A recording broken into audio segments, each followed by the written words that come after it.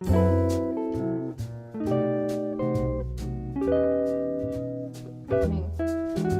para começar, eu queria fazer uma pergunta bem básica, assim, te perguntar um pouco sobre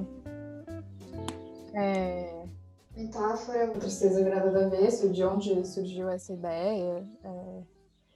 E queria que você falasse um pouco também de como é a sua relação com a memória familiar e por que abordar isso nos seus filmes. A metáfora surgiu quando eu estava a estudar em Londres, no Royal College of Arts, e foi um mestrado, e no meu segundo ano eu decidi, iam fazer 10 anos da morte da minha mãe, e eu senti que era uma data demasiado importante para eu não fazer alguma coisa acerca disso. E bom, comecei a trabalhar, na altura até imaginei mais que ia fazer uma performance do que um filme, e comecei a filmar coisas, fragmentos de coisas, e depois pensei numa coisa que era que a performance tem este lado muito efêmero. A performance é uma coisa que se faz e depois, bom, ou se filma ou ela não fica. E eu pensava que para isso já bastava o facto da minha mãe já ter morrido, portanto queria fazer um objeto que pudesse ficar. Então comecei a pensar muito, cada vez mais num objeto de filme, e foi assim que surgiu a metáfora.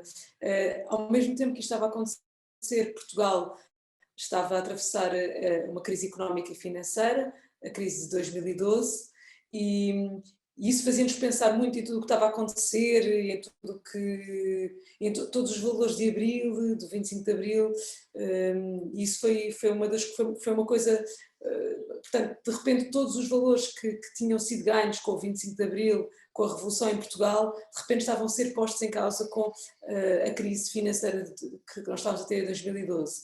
Então havia este paralelismo entre a morte da minha mãe e a perda de valores e a perda de direitos que tinham sido conquistados com a Revolução dos Cravos no 25 de abril de 74. Então foi desta mistura toda que de alguma forma surgiu a curta metáfora, muito como na altura como tinha esta junção de manter a memória da minha mãe, neste caso, mas também manter uma memória histórica.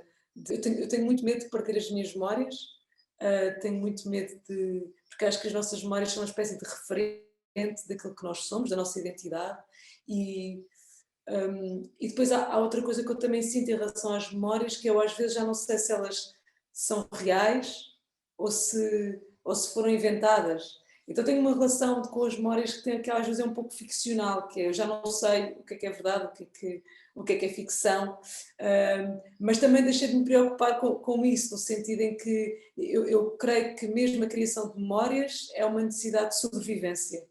Nós termos mecanismos de fazer sentido da nossa vida, mesmo quando não nos lembramos de coisas, tentar fazer um sentido delas. Então creio que de alguma forma a minha relação com as memórias ela é muito uterina, ela é muito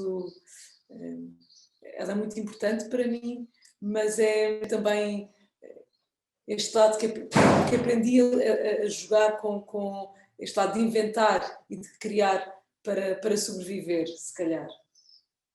Mas uma coisa que eu acho muito interessante dos seus filmes é porque essa construção da memória, ela de alguma forma, ela se expande não só em você, mas também a partir dos seus outros familiares, né? Você os convida para esse jogo, né, de construção. Será que você pode falar um pouco melhor sobre como que é esse processo compartilhado, né, com seu irmão, com seus avós, com seu pai, que estão o tempo inteiro sendo convidados, né, para participar desse processo? As memórias que eu tenho não são só minhas, envolvem outras pessoas. E se eu as envolvo nas minhas memórias, então eu também sinto necessidade de desenvolver depois mesmo no processo destes filmes. E assim sendo, eu acho que é muito interessante, porque nós temos muitas conversas e algumas discussões e discordamos de algumas coisas, mas eles também são muito importantes para esta minha construção. Mesmo quando é para me dizerem que as coisas não foram bem assim, que se calhar... por exemplo na metáfora, no caso da metáfora, eu troquei os papéis eu é que escrevi uma carta ao meu irmão, não foi o meu irmão que me escreveu a mim. Eu é que sou mais velha que o meu irmão. Pronto, há assim uma série de trocas de papéis para poder fazer um filme que eu nunca saberia como fazer de uma outra forma. E eu diria que os meus familiares são muito generosos, são muito críticos também, e depois no final tem uma coisa que eu acho que já chegamos a uma conclusão, que é eles deixam-me fazer o que for necessário, percebem que depois têm de confiar e no final eu mostro o que fiz. É claro que durante o processo há confrontos e há conflitos, mas eu creio que faz parte de todos os processos criativos e também de todas as famílias. Por exemplo, no caso da metamorfose, não é? Da metamorfose dos pássaros, isso é muito evidente, que esta discussão, conversa que eu tive com o meu pai, é depois ela própria incorporada no filme, um bocado a desfazer toda a criação do filme. O meu pai nem sequer se chama Jacinto, este tipo de situações de pequenos pescados de olho à própria técnica de se fazer um filme, ao próprio colocar em causa essa ideia de uma narrativa, porque isso também existe nas famílias. Na minha família nós somos muitos, portanto há muitas versões da história. Portanto, qual é que é a verdade? Qual é que é a memória certa? Isso não existe. Existem várias perspectivas sobre o mesmo tema. E no caso da metáfora também foi igual. A minha perspectiva em relação à minha mãe é diferente do meu irmão, que é diferente do meu pai, que é diferente dos meus avós.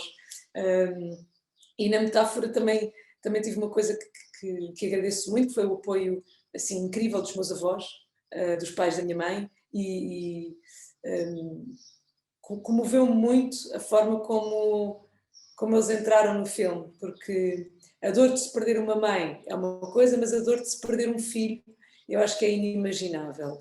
E se calhar esse filme também trouxe muito mais a perspectiva dos meus avós do que propriamente a minha.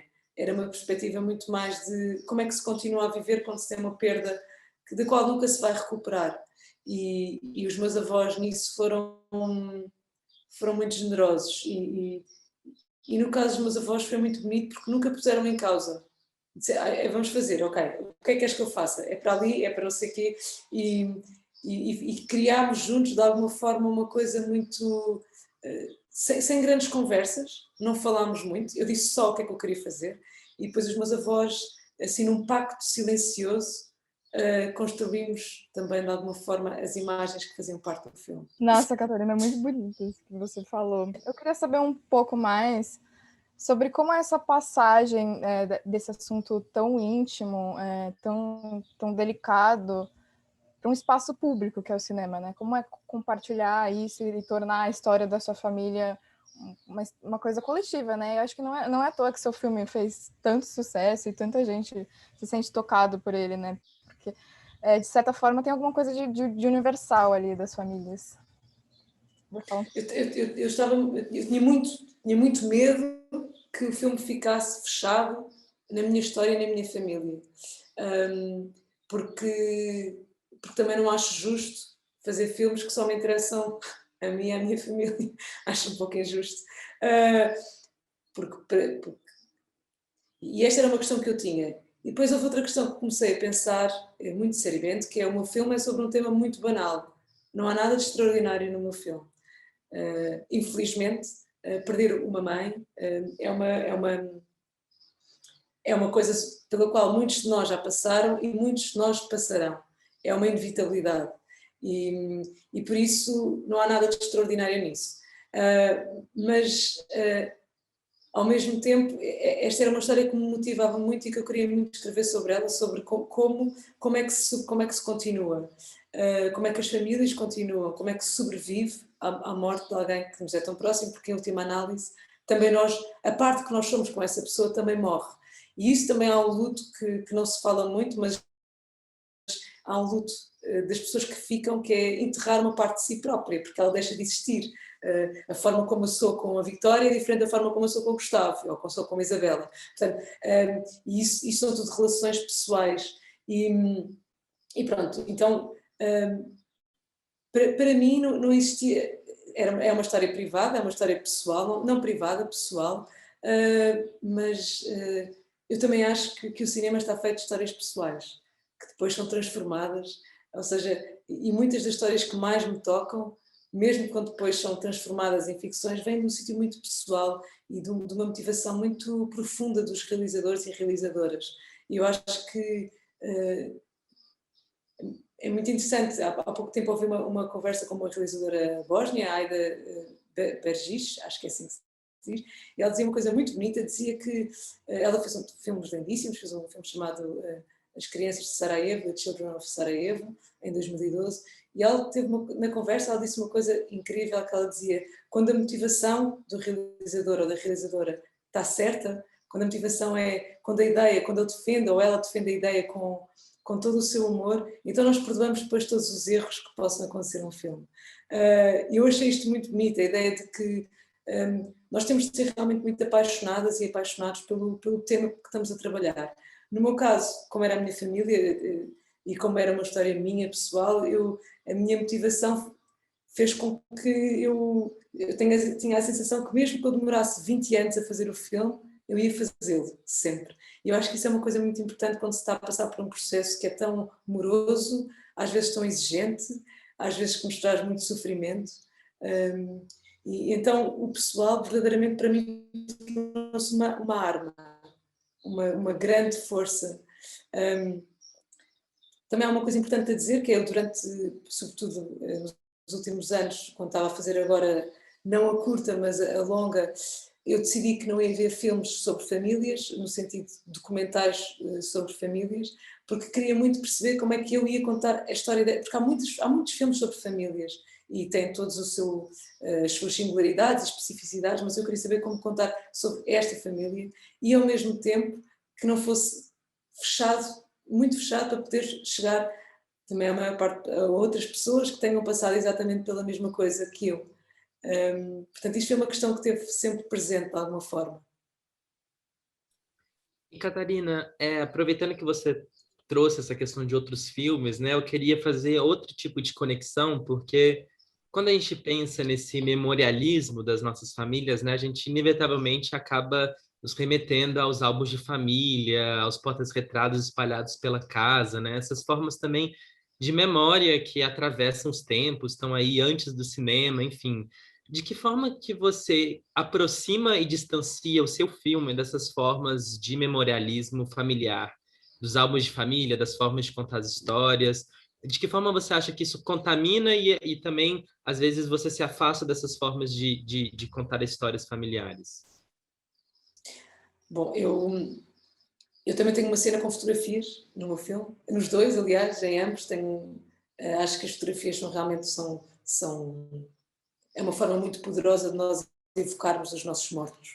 Porque há uma coisa que acontece com a nossa memória quando nós perdemos alguém, que é a partir de determinada altura nós deixamos de conseguir construir as caras das pessoas que morreram. E é uma inevitabilidade também. E a única coisa que nos ajuda são as fotografias. Eu, por exemplo, eu já não consigo lembrar-me da cara da minha mãe sem ser através de fotografias. Eu acho que me lembro da cara dela desde sempre, mas não, como estou a lembrar são de fotografias. E isso portanto, as fotografias são fundamentais e eu não acho que seja por acaso que tantos filmes sobre famílias vão buscar as fotografias, porque elas são realmente uma arma muito poderosa na evocação da memória e na evocação daqueles que já não estão cá. Ou também da nossa forma de como éramos. Eu sou diferente do que quando tinha 15 anos, o meu corpo mudou, pronto, as minhas expressões mudaram, portanto há coisas que as fotografias nos dão-nos provas também das existências e isso é muito poderoso. Ao mesmo tempo, eu não fiz a escola de cinema, eu não estudei cinema, eu estudei Belas Artes e acho que isso também é importante na forma como eu pensei estes filmes. Tem um lado muito manual e muito no sentido daquilo que é possível ser feito através das mãos, que é uma coisa que nos ensina muito em Belas Artes. E portanto, de repente, eu estava muito. As coisas que me tocam e que me comovem muito são a pintura. É uma coisa que eu acho. Eu sou péssima a pintar, sou péssima a desenhar, sou a pior pessoa do mundo, tenho a certeza que não há ninguém que desenhe pior do que eu, mas a forma como o que eu nutro de enorme amor e de enorme espanto pela forma como imensos pintores retrataram o mundo, retrataram a morte, retrataram a beleza, é uma coisa que para mim me aproxima muito desta ideia de universalidade. Portanto, eu diria que às tantas para mim eu comecei a me aproximar mais desse universo que também é muito ficcional. A fotografia é mais documental. A fotografia documenta, mostra-nos a realidade. O pintor, sim, ele pode se basear na realidade, mas inventa muita coisa. Então, de alguma forma, eu acho que para mim esse foi um caminho que me foi mais próximo e que me trouxe muita liberdade e também este lado de não ter medo de inventar aquilo que não se sabe, ou também inventar aquilo que se sabe. E então eu diria que a fotografia tem este lado da realidade, sem dúvida, mas a pintura tem este lado da ficção. E num filme como o meu, em que eu não sabia tantas coisas, e nós não sabemos nunca sobre as famílias, há muitas coisas que não há nenhuma família que possa dizer, entre nós não há segredos. Não é verdade. Todas as famílias são coleções de segredos. E é isso que as faz tão apetitosas aos filmes, às ficções. Se vocês pensarem em quantidade de filmes que há sobre famílias, não é por acaso. São coleções de mistérios, de segredos. Não sei se respondi. Respondeu super, Catarina. Muito obrigada. Você tem mais alguma pergunta? Acho que, assim, quando a gente quando a gente viu o filme pela primeira vez, né, dentro da mostra, a gente conseguiu enxergar nele essa singularidade muito grande mesmo, porque realmente a gente viu uma série de filmes sobre família, e como você disse, existe uma infinidade de filmes assim, mas ficou muito claro para a gente que o seu filme, a sua produção, ela tinha uma singularidade, ela tinha algo de diferente e algo de conectivo ao mesmo tempo, né? Porque quando a gente está fazendo uma amostra, se a gente vê um filme que é completamente diferente, né? Ele não acaba não criando diálogos com os outros, não é tão interessante, mas ele estabelece diálogos a partir das diferenças, das singularidades deles também. Então, te agradecer novamente por ter permitido o filme ser exibido, né? Com certeza vai ser incrível para a gente, para as pessoas que vão poder ver ele aqui no Brasil a partir disso e da USP, né? E também agradecer pela disponibilidade da conversa. Acho que você já disse muita coisa interessante, muita coisa legal para a gente veicular e para as pessoas darem uma olhada. Muito obrigada, eu é que agradeço. É uma enorme honra para mim poder passar este filme sem o qual nunca existiria a Metamorfose dos Pássaros. Este filme é uma espécie de prólogo para tudo. Portanto, ele é muito querido.